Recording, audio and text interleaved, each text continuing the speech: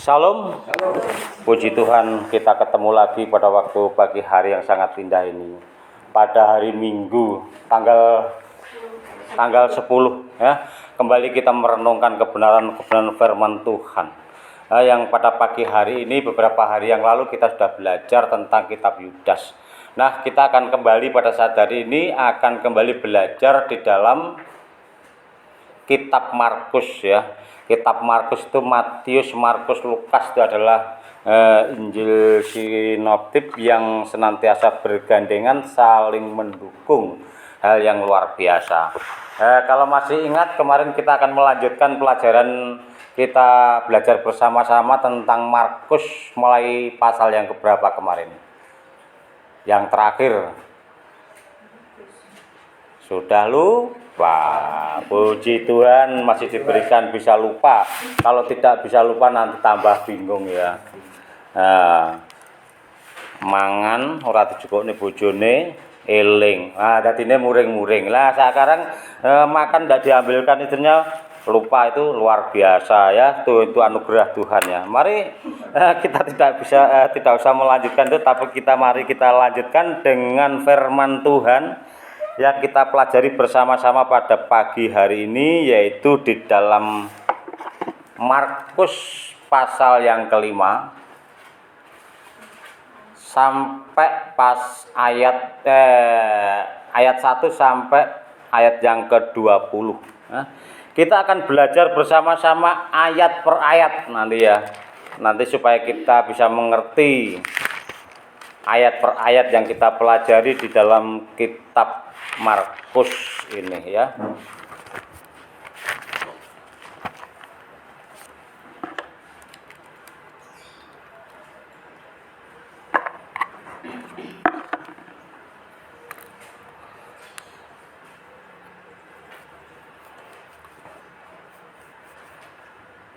Mari kita baca bergiliran, saya ayat yang ganjil, teman-teman semuanya ayat yang genap ya.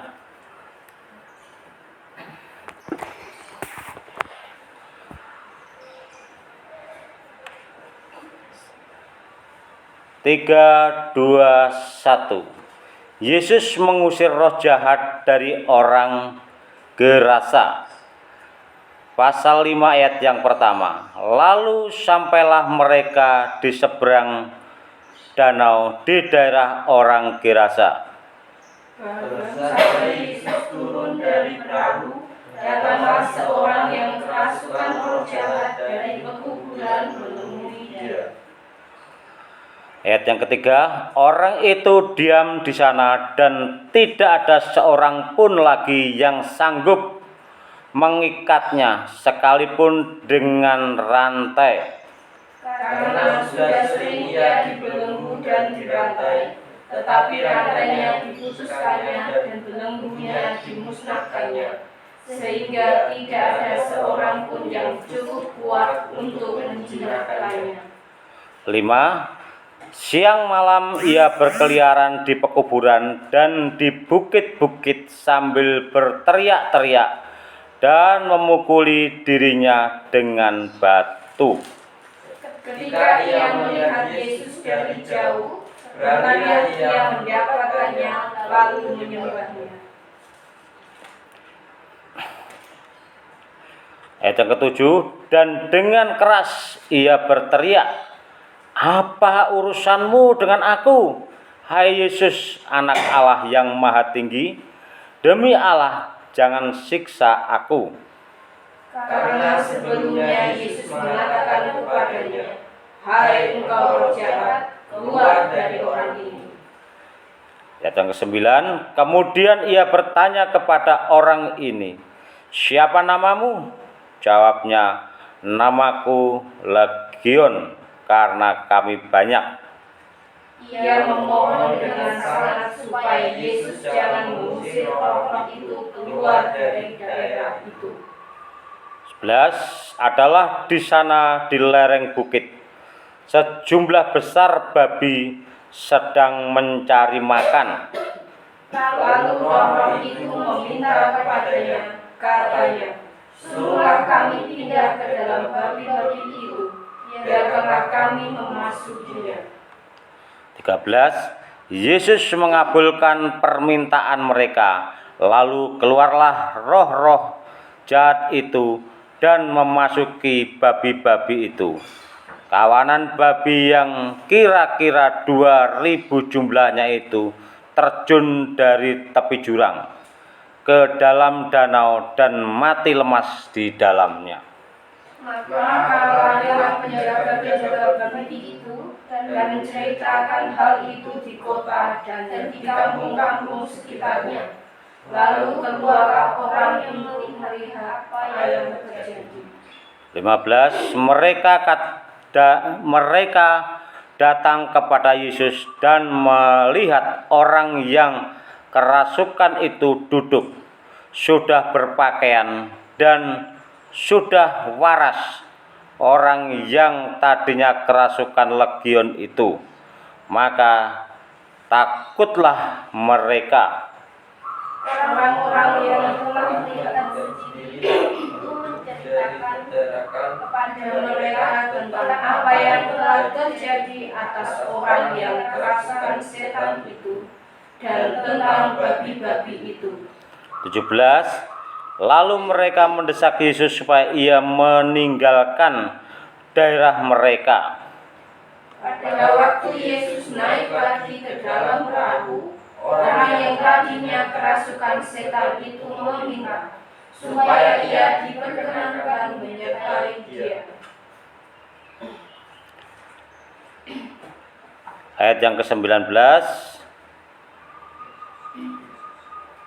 Yesus tidak memperkenankannya, tetapi ia berkata kepada orang itu, "Pulanglah ke rumahmu, kepada orang-orang sekutumu dan sekampungmu, dan beritahukanlah kepada mereka segala sesuatu yang telah diperbuat oleh Tuhan atasmu, dan bagaimana ia telah mengasihani engkau." Mari kita baca bersama-sama ayat yang terakhir, ayat yang ke-20.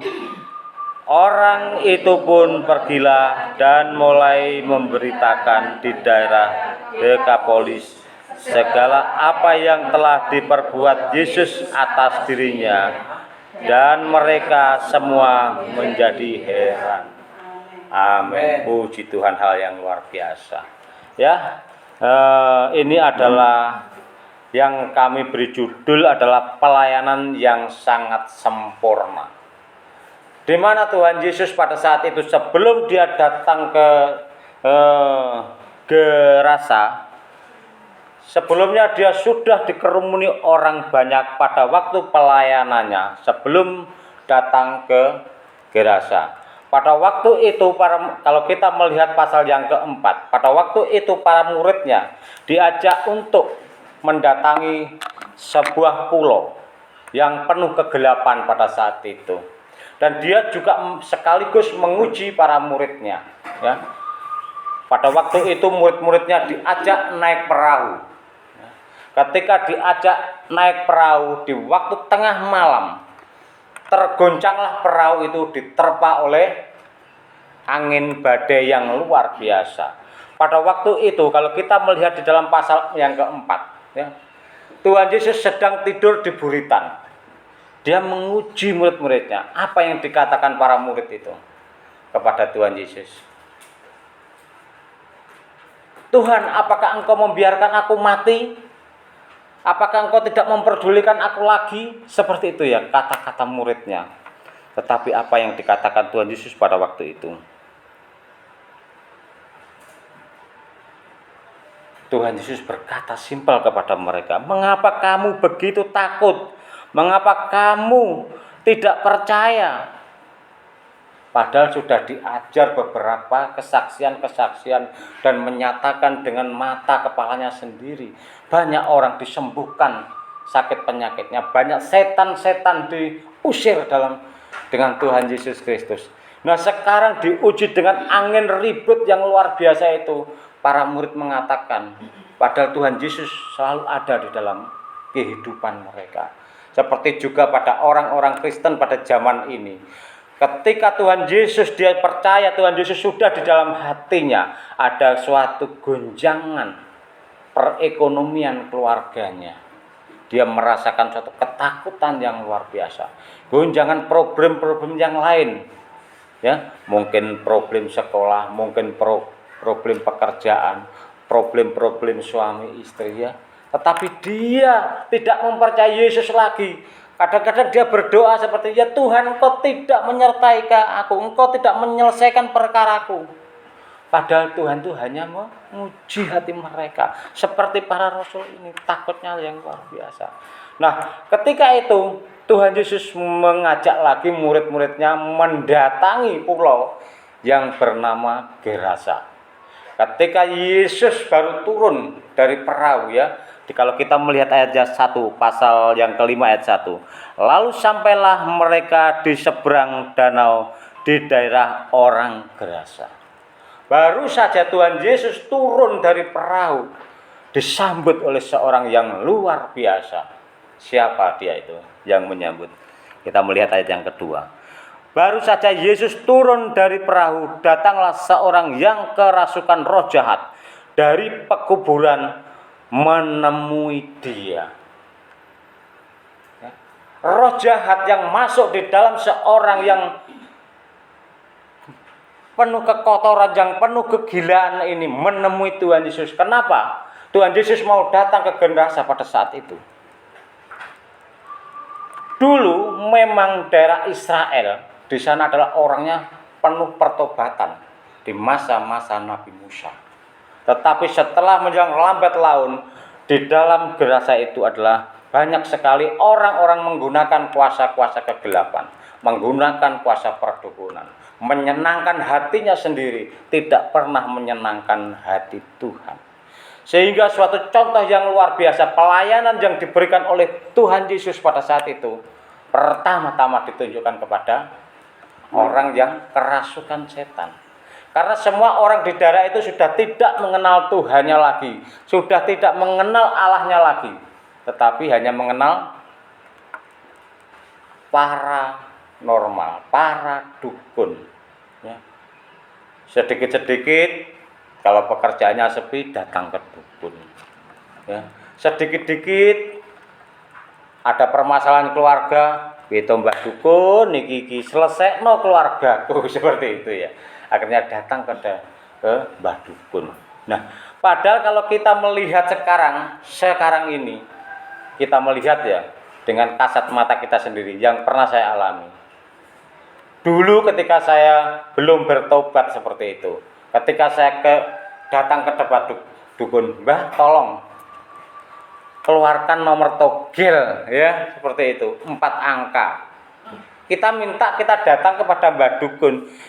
Mbah Dukun memberikan angka 4 angka, ditembak ngeslong. Ya Mbah Dukun itu umpama tahu, pasti ditembak sendiri dia kaya ya ta. Padahal kita yang sudah percaya dari Yesus seringkali juga melakukan seperti itu. Jangan sekali-kali kita mempercayai lagi kepada seseorang itu. Tetapi percayalah kepada Tuhan yang mempunyai kuasa. Dia tahu mencobai murid-muridnya pada saat itu. Ini muridku gimana kalau ada ombak yang besar ini. Apalagi ketika Yesus turun ke Gerasa, menemui orang gila ini, orang yang sudah dirasuki oleh roh jahat yang begitu banyaknya. Dia lari mengetahui, dia mendatangi Yesus pada saat itu. Ya, mendatangi Yesus. Roh yang dari pekuburan itu. Ya, kita akan lanjutkan ayat yang ketiga. Orang itu diam di sana dan tidak ada seorang pun lagi yang sanggup mengikatnya sekalipun dengan rantai. Itu hal yang luar biasa. Kalau kita saat hari ini, kalau kita melihat orang-orang kebal ya sekarang, kadang-kadang mempunyai 500-100 jin itu sudah bangga luar biasa. Dia sudah kebal luar biasa ya. Tetapi ini dikatakan di sini hal yang dahsyat ya. Orang itu diam di sana dan tidak ada seorang pun lagi yang sanggup mengikatnya sekalipun dengan rantai. Bagaimana kekuatan orang ini? Mungkin pada saat itu orang gila di situ di Gerasa itu di pekuburan, ada orang lewat mungkin dikejar, mungkin dipukul atau bagaimana. sehingga ada orang kuat juga pun merantai mereka. Tetapi lambat laun orang-orang kuat ini dikalahkan dengan orang gila ini yang kerasukan jin begitu banyak, setan begitu banyak. Sehingga meskipun dirantai dengan sangat kuat sekali, tetap rantainya itu putus seperti benang yang tak berfungsi apa-apa di dalam tangan orang gila ini. Betapa dahsyatnya kekuatan orang ini. Bukan lagi dikatakan tali rafia atau tali tampar plastik, tetapi rantai yang dipakai itu benar-benar rantai, tetapi diputuskannya begitu luar biasa. Kalau kita melihat dari seperti itu, apakah nggak takut orang di sekitar itu? Orang di sekitar itu. Kalau mungkin di daerah kita ada orang gila seperti itu, mungkin berduyun-duyun orang itu ngumpul takut kalau nanti kesendirian ya mungkin. Mungkin kalau nanti kalau orang gila datang ke sini, seperti ini, pasti akan merasakan suatu ketakutan yang luar biasa. Itu adalah orang-orang yang kosong, orang-orang yang tidak mengenal Tuhan rata-rata. Tidak mengenal Sang Penciptanya. Mari kita kembali untuk mengenal yang kuasa, Allah yang dahsyat, Allah yang penuh mujizat, yang pelayanannya sungguh sempurna pada saat hari yang ditunjukkan kepada murid-muridnya yang tidak percaya ya. Tuhan Yesus seringkali mengingatkan, Ia seringkali berkata, mengapa kamu begitu takut, mengapa kamu tidak percaya. Itu ada di Markus pasal 4 ayat 40. Itu hal yang luar biasa. Demikian juga ayat kita lanjut ayat selanjutnya. Karena sudah sering ia dibelenggu dan dirantai, tetapi rantainya diputuskannya dan belenggunya dimusnahkannya, sehingga tidak ada seorang pun yang cukup kuat untuk menjinakkannya. Ya. Jadi di daerah sudah tidak ada lagi, tidak ada yang sanggup menjinakkan orang gila ini. Ya. Padahal kalau kita melihat di daerah Israel itu kan banyak orang sakti mungkin sana pada saat itu. Banyak orang kuat, orang yang terlatih. Tetapi tidak ada seorang pun di situ tidak akan yang mampu untuk menjinakkan orang gila itu. Bagaimana kedahsyatan orang gila itu. Di suatu pulau yang penuh dengan penduduknya, yang dikuasai satu orang saja, ya semuanya merasa suatu ketakutan yang luar biasa. Kalau kita melihat ayat yang kelima, siang malam ia berkeliaran di pekuburan dan di bukit-bukit sambil berteriak-teriak dan memukuli dirinya dengan batu. Kenapa dia berteriak-teriak, memukuli dirinya sendiri dengan batu? Dia sebenarnya ingin sekali membunuh dirinya dengan batu supaya dia tidak dihinggapi oleh legion lagi. Secara jiwanya itu seperti itu, secara rohnya tanpa sengaja dia memukuli dirinya sendiri supaya dia mati. Ya. Supaya dia mati. Tetapi roh jahat memamerkan kekebalan dan kekuatannya. Orang itu seakan-akan dipukulinya sendiri tidak apa-apa, merasa kebal, merasa kuat, merasa digdoyo ya. Jadi tidak ada orang pun yang berani melawan mereka. Tidak ada seorang pun yang berani menjinakkan mereka. Ketika dia memamerkan, memukuli dirinya seperti itu, dipukul dengan batu aja nggak apa-apa. Apalagi kalau saya datang ke sana, mungkin saya akan dibunuh atau dilemparkan dengan orang gila ini. Sehingga tidak ada seorang pun yang berani mendatanginya. Ya, itulah hal yang luar biasa. Ketika ia melihat, ayat yang ke-6, ketika ia melihat Yesus dari jauh, berlarilah ia mendapatkannya, lalu menyembahnya. Setan sudah tahu, teman-teman kita semua. Setan tahu bahwa Yesus itu adalah Tuhan. Yesus adalah Raja. Dia adalah Sang Penguasa. Dia yang sanggup menjinakkan mereka. Bahkan yang sanggup menghukum mereka. Maka dari jauh dia lari-lari menemui Yesus. Menemui Tuhan Yesus Kristus pada waktu itu ya. Dan ayat yang ketujuh, dan dengan keras ia berteriak, apa urusanmu dengan aku, hai Yesus anak Allah yang maha tinggi? Demi Allah, jangan siksa aku. Dia menyembah dengan berkata, ya Tuhan, apa urusanmu dengan aku? Padahal dia mempunyai urusan yang sangat banyak sebenarnya. Ya. Dia mengganggu orang yang gila itu. Tetapi itu mungkin dipakai Tuhan juga sebagai alatnya untuk menyatakan, membimbing, membina para murid-muridnya.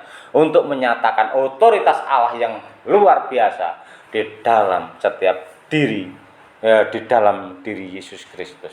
Ada otoritas, ada kuasa yang luar biasa. Sekaligus juga ada kasih di dalam Yesus Kristus itu. Ada kasihnya di mana? Ada otoritasnya di mana? Kita harus mempelajari satu ayat ini yang luar biasa. Dan dengan keras ia berteriak, apa urusanmu dengan aku? Aku adalah setan, itu berkata demikian. Ya. Kalau kita melihat ayat selanjutnya, hai Yesus anak Allah yang maha tinggi, demi Allah jangan siksa aku. Dia tahu bahwa Yesus berkuasa menyiksa iblis ini, menyiksa setan-setan yang masuk ke dalam jiwa seseorang ini. Maka dia datang untuk bersungkur memohon kepada Yesus. Demikian juga Bapak Ibu Saudara sekalian yang dikasihi oleh Tuhan. Pada saat hari ini kalau kita mempunyai permasalahan, jangan sekali-kali kita memohon kepada seseorang. Saya pernah dengar seseorang pendeta itu berbicara seperti ini. Ada jemaatnya yang kerasukan roh perselingkuhan, ya. Akhirnya sang istri ini datang kepada gembalanya. Pak pendeta, tolong doakan suami saya supaya tidak berselingkuh.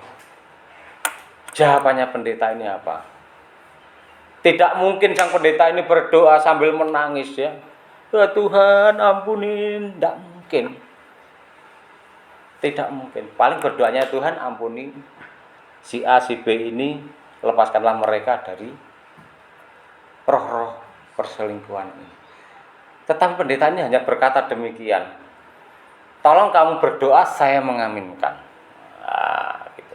Ketika sang istrinya, sang perempuan ini berdoa, Tuhan ampuni segala dosa-dosa kami dan ampunilah suami saya yang berbuat perselingkuhan itu. Tetapi pendeta itu hanya berbicara, amin Tuhan, hambamu telah meminta kepada engkau, hambamu telah memohon kepada engkau Tuhan. Akhirnya Tuhan mengabulkan. Cuma kita mengaminkan. Makanya di dalam doa seringkali Tuhan menekankan, 2-3 orang berkumpul, Tuhan ada di tengah-tengah mereka. Jadi kalau kita mendengarkan teman kita berdoa bersama-sama, cepat-cepat kita berkata amin kalau itu positif. Jangan kita hanya mendengarkan, berarti kita tidak mengaminkan, tidak memberikan respon kepada Tuhan yang mendengarkan dan kepada orang yang berdoa. Kadang kita hanya mendengarkan saja setiap ada orang berdoa, ya. Kita tidak pernah mengaminkan. Tetapi yang lebih salut lagi kalau kita mendengar saudara-saudara kita di sana berdoa dengan bahasa-bahasa lain yang tidak dia mengerti, asalkan bahasa sana. Dia tidak mengerti bahasanya, tetapi dia selalu mengaminkan. Itu ada pertanggungjawab yang luar biasa. Dengan bahasa-bahasa yang dari negara seberang sana, dia tidak mengerti bahasanya, pokok diomongkan, dia mengaminkan. Nah itu yang paling bahaya. Dia aja yang tidak mengerti mengaminkan, apalagi kita yang mengerti bahasa kita sendiri tidak pernah mengaminkan. Nah ini kan terbalik. Puji Tuhan. Nah ini suatu permintaan. Setan itu memohon kepada Tuhan, ya, jangan siksa aku. Dia memohon kepada Tuhan pada waktu itu untuk jangan disiksa, ya. Jangan disiksa, jangan siksa aku. Kalau kita melihat ayat yang ke-8, karena sebelumnya Yesus mengatakan kepadanya, Hai engkau roh jahat, keluar dari orang itu. Tuhan Yesus sudah memerintahkan. Secara rohnya Tuhan Yesus memerintahkan. Dari jauh Tuhan Yesus sudah datang. Sudah memerintahkan untuk keluar roh jahat dari tubuh orang itu. Maka dia langsung lari, langsung datang, langsung sujud. Apa urusanmu? Kasihnya Tuhan Yesus adalah ingin menyelamatkan orang itu dari cengkeraman si iblis. Ya. Puji Tuhan. Mari kita lanjut ayat yang ke-9. Kemudian ia bertanya kepada orang itu, siapa namamu? Jawabnya, namaku Legion, karena kami banyak. Bapak Ibu, saudara sekalian yang dikasihi oleh Tuhan, teman-temanku yang terkasih di dalam Yesus Kristus. Jangan sekali-kali kita mengatakan kalau kita mendoakan orang yang ketempelan, siapa namamu? Pasti dia akan meninggikan diri. Seperti ini juga, namaku Legion. Mungkin pada saat-saat hari seringkali ya, yang kita temui ya, para dukun mengatakan kalau kita melihat di TV itu ada orang ketempelan ditanya, siapa namamu? Saya Nyi Roro Kidul, saya Nyi Blorong, saya Jenglot dan lain sebagainya. Seperti itu. Dia membesarkan hatinya. Kalau dia sudah membesarkan hatinya, kadang-kadang orang yang mendoakan pasti minder. Wah, berarti aku kalah besar. Kalau dia menang, aku bisa mengalahkan dia secara jasmani. Tetapi jangan sekali-kali itu mempertanyakan siapa namamu. Dia akan membesarkan hatinya, maka dia akan memperkuat tubuhnya. Maka dia mengatakan, aku Legion. Kalau kita melihat dari Romawi, bahasa Romawi dulu sebenarnya, Legion, satu legion itu sama dengan 6.000 pasukan atau prajurit. Kalau dia mengatakan saya adalah legion, berarti ada 6.000 lebih di situ. Diperkirakan 6.000 prajurit masuk di dalam satu jiwa seseorang. Bagaimana kalau kita membayangkan kekuatan orang itu? 6.000 pasukan ada di dalam satu jiwa. Kalau kita melihat sekarang banyak ya para orang-orang seberang sana mengatakan, aku memiliki ajian ini. Di dalamnya ternyata ada roh 2 orang dari WW Gombel atau WW apa itu ya. Kekuatan-kekuatan ini bisa untuk begini-begini dan sebagainya. Itu saja sudah menimbulkan kekuatan yang luar biasa. Apalagi kita bayangkan 6.000 prajurit masuk di dalam satu jiwa orang ini. Itu hal yang luar biasa. Kekuatan yang ada di dalam orang itu, kekuatan jin. Tetapi begitu dia melihat Yesus, dia tersungkur. Jangan siksa aku. Ya. Jangan siksa aku. Ayat yang ke-9. Kemudian ia bertanya kepada orang itu, siapa namamu? Jawabnya, namaku adalah Legion, karena kami banyak. Ia memohon dengan sangat supaya Yesus jangan mengusir roh-roh itu keluar dari darah itu. Kenapa? Roh jahat itu tidak mau diusir. Kalau kita melihat perbandingan ya di dalam Lukas ayat yang ke-8, ayat yang ke-31, itu selalu berkaitan. Tadi ayat yang ke-11, ayat yang ke-10 ya.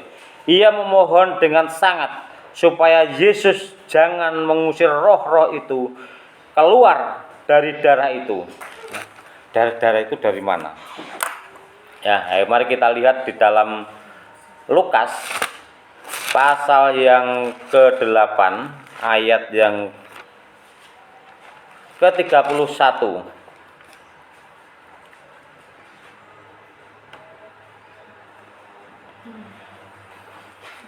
Monggo Pak Ji dibaca.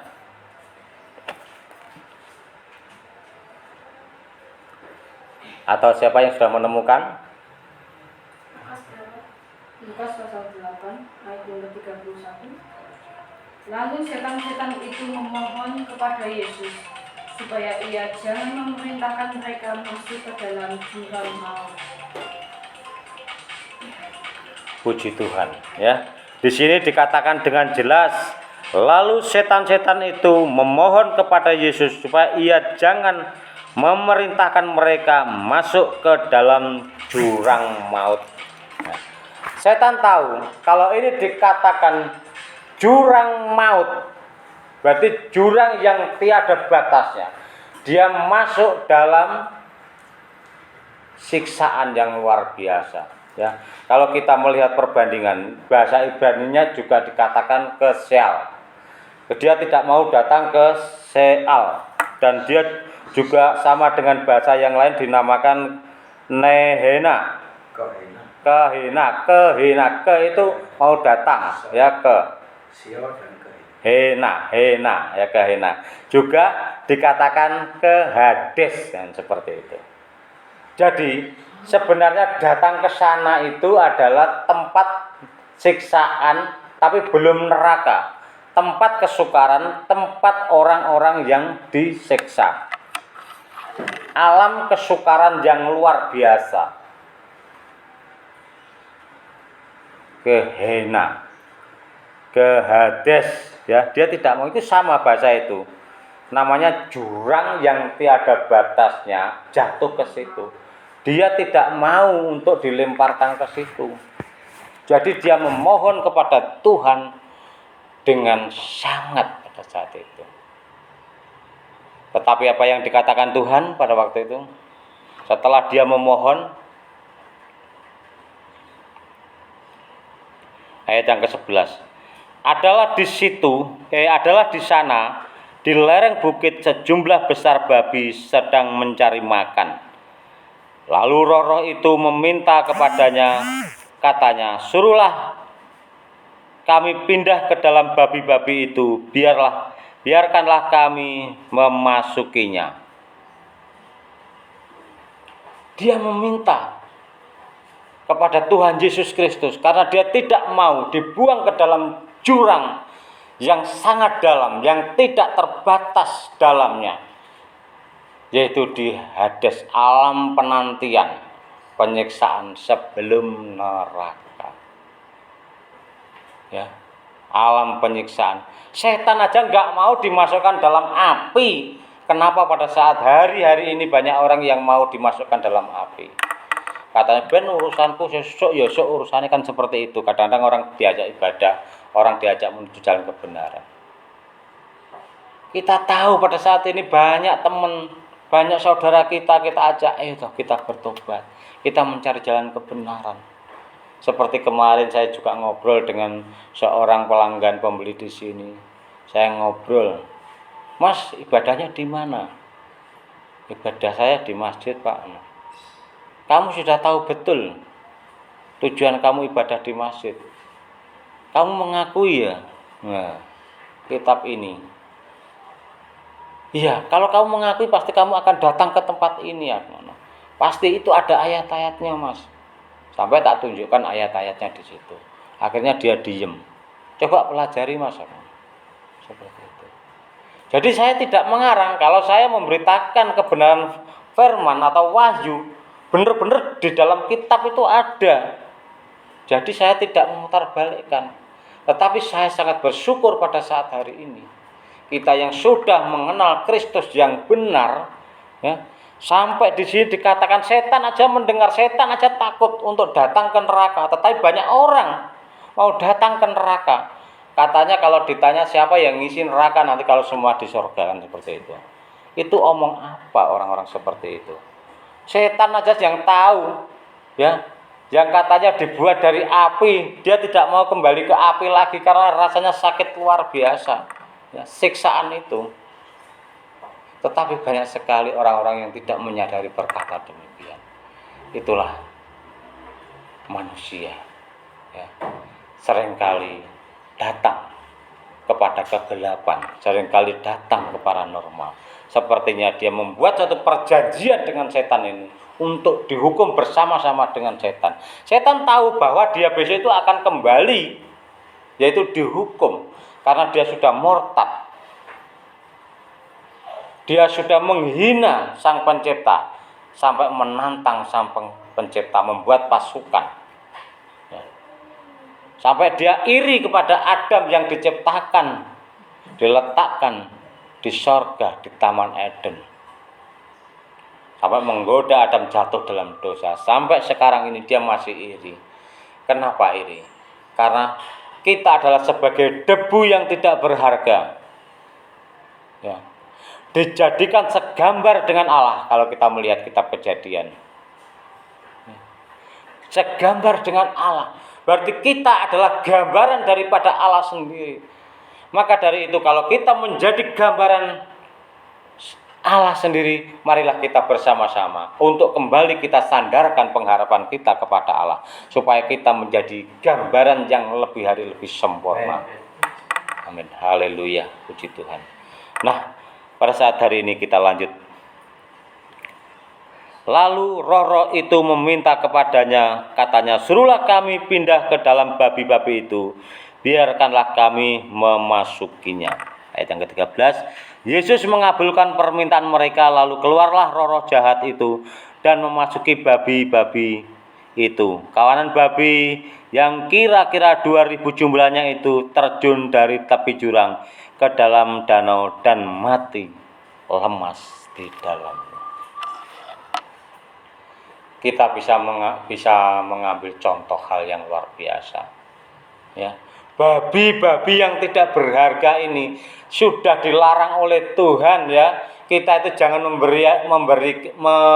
memberikan mutiara kita kepada babi, ya. Coba kita lihat aja di dalam Matius supaya kita lebih gamblang apa yang dikatakan Tuhan begitu. Matius pasal yang ke 7 ayat yang ke-6. Jangan kamu memberikan barang yang kudus kepada anjing, dan jangan kamu melemparkan mutiaramu kepada babi, supaya jangan diinjak-injaknya dengan kakinya, lalu ia berbalik mengoyak kamu. Ini babi ini berarti sangat hina sekali. Tuhan sampai memperingatkan, jangan kamu berikan mutiaramu kepada babi. Nanti babi itu akan mengoyak kamu dan merusak tubuhmu, dan akan menghancurkan kehidupanmu. Babi itu dilarang oleh Tuhan. Tapi sang iblis ini berpikir bahwa kalau kami masuk ke dalam babi yang kotor itu, pasti saya akan hidup tenang di dalam babi itu. Ternyata babi yang tidak berguna, babi yang kotor, yang tidak diberi mutiara ini, dia mempunyai martabat yang sangat tinggi. Dia mempertahankan harta kewibawaannya. Harga dirinya dijaga dengan luar biasa. Daripada aku ditempoli iblis, ya, yang membawa kerusakan dalam tubuhku, lebih baik aku mati, yang seperti itu. Jadi dia menjaga dirinya, menjaga kekudusannya. Padahal dengan Tuhan dikatakan seperti itu, jangan kau memberikan mutiaramu kepada babi. Ya, berarti dia sangat hewan yang sangat jelek sekali. Padahal pada waktu itu orang-orang di Israel itu beternak babi adalah khusus. Memang babi itu najis bagi orang Israel, tetapi menyediakan babi-babi ini dimakan oleh orang-orang Roma pada saat itu. Para turis-turis itu datang menyukai ikan babi, karena ikan babi adalah sangat enak sekali. Sampai sekarang pun saya juga menikmati. Haleluya, puji Tuhan. Ya, karena enak sekali. Nah, ini di dalam Israel pada zaman dulu itu sangat najis sekali. Maka iblis berpikiran kalau saya masuk ke dalam babi itu aman, saya aman. Ya, karena tidak ada orang yang menjamah. Tetapi babi itu mempunyai harga diri yang luar biasa. Kalau kita melihat, ya, babi ini, seekor babi, 2000 babi ini bersama-sama serentak, dia lari masuk jurang. Lebih baik aku mati daripada aku dihinggapi roh jahat ini. 2000 babi, hal yang luar biasa. Kita bayangkan, 2000 babi sekaligus masuk dalam jurang. Berarti itu yang masuk satu babi itu berapa legion itu? Berapa roh jahat yang masuk itu? Dia tidak mau dihinggapi. Itu adalah babi yang najis, kata orang-orang Israel. babi yang kotor, yang tidak bisa diberi mutiara, dia masih mempertahankan harga dirinya. Kalau kita melihat, mungkin Pak Ji sudah menangi ya, pasukan-pasukan yang menjajah Indonesia beberapa tahun yang lalu. Dia kalah perang, lebih baik dia mati daripada dia hidup. Dia malu mengalami suatu kekalahan peperangan. Kalau kita melihat cerita-cerita juga di persilatan-persilatan Tiongkok, ya.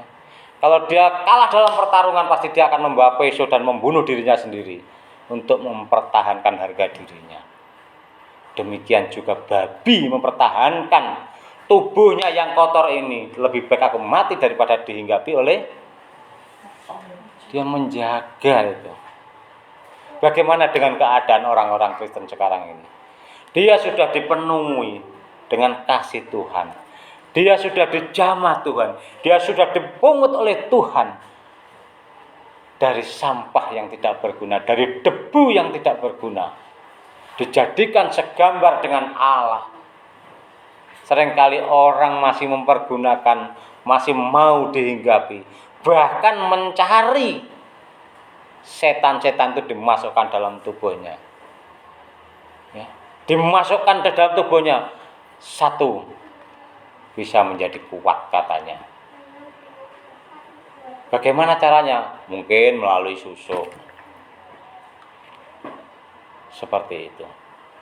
Tetapi apa yang dialami ini, kita bisa memandang babi yang tidak berharga bisa mempertahankan harga dirinya. Bagaimana orang-orang percaya bisa enggak mempertahankan dirinya untuk tetap kudus di hadapan Allah? Itu hal yang luar biasa. Mari kita lanjut. Maka larilah penjaga-penjaga babi itu dan menceritakan hal itu di kota dan di kampung-kampung sekitarnya. Lalu keluarlah orang untuk melihat apa yang terjadi. Nah, ketika orang-orang itu datang, tahu bahwa kejadian-kejadian itu dari bukit, ada babi-babi yang begitu banyak, ya, mati. Padahal peternak itu memelihara luar biasa di dalam bukit itu supaya babi saya itu baik semua. Nanti saya jual di Roma dengan harga yang mahal. Tetapi Tuhan mengasihi satu jiwa. Ya. Ketika orang itu datang ingin menyaksikan kemurahan daripada Tuhan Yesus Kristus, mereka datang kepada Yesus dan melihat orang yang kerasukan itu duduk sudah berpakaian dan sudah waras. Orang yang tadinya kerasukan legion itu, maka takutlah mereka. Mereka merasa suatu ketakutan yang luar biasa pada saat itu. Jadi orang-orang yang ada di Gerasa itu melihat sebenarnya kekuatan daripada orang gila itu yang tidak dapat dijinakkan oleh siapapun, tetapi dengan pribadi Yesus Kristus seorang diri. Dia sanggup melumpuhkan, menjinakkan orang itu dan mengusir segala kuasa kegelapan atau legion yang ada di dalamnya.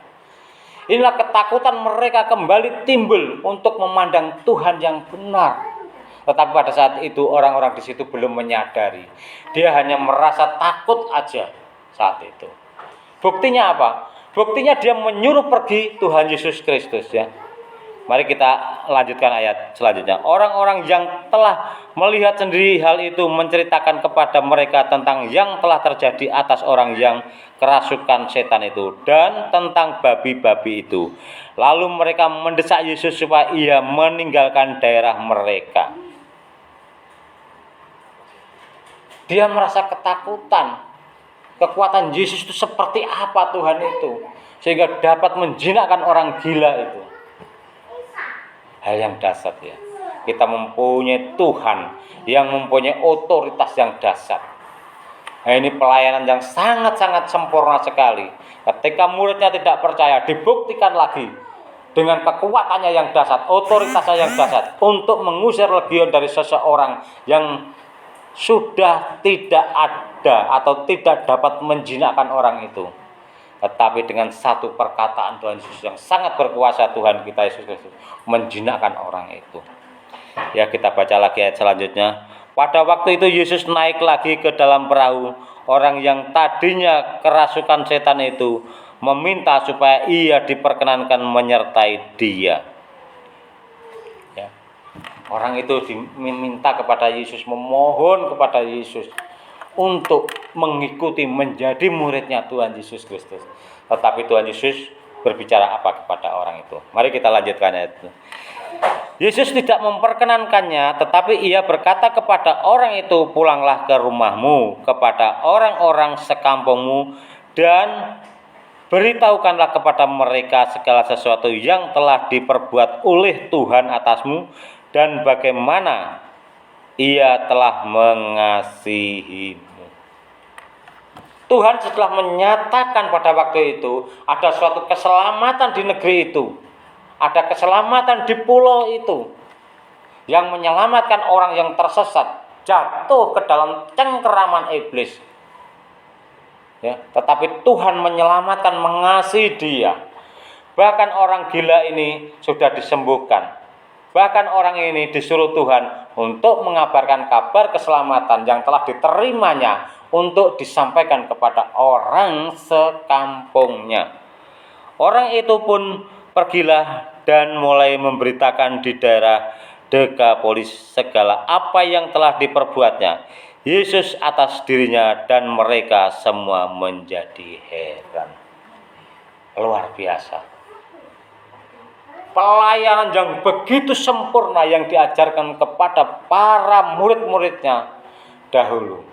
Barang siapa yang tidak percaya, ayo terus ikut aku. Tak tunjukkan kuasaku, tak tunjukkan saya bisa menyelamatkan orang-orang yang sudah gila, orang yang tidak waras, orang yang tidak mampu dijinakkan oleh siapapun. Itu Yesus. Jadi Yesus sangat mempunyai kasih yang luar biasa kepada umat manusia yang segambar dengan dia. Buktinya dia masih mau menyelamatkan orang gila ini. Dari cengkeraman si iblis yang luar biasa. Sebenarnya di dalam nas ini ada 3 pokok yang luar biasa. Ya. Yang pertama adalah setan-setan menyembah Yesus dengan luar biasa, memohon kepada Yesus.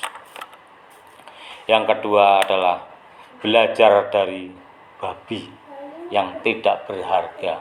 Dia bisa komitmen untuk menjaga dirinya, tidak mau dilekati oleh dosa atau tidak mau diikuti oleh iblis yang mau masuk ke dalam tubuhnya dan menggunakan tubuhnya sebagai alat iblis.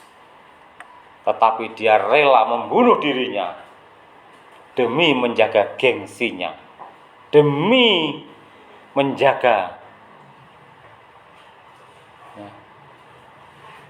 harga dirinya yang sudah dinobatkan dirinya kotor, tetapi sekotor itu pun dia tidak mau dihinggapi oleh iblis. Ya. Itu hal yang luar biasa. Hal yang ketiga adalah kesempurnaan dalam pelayanan.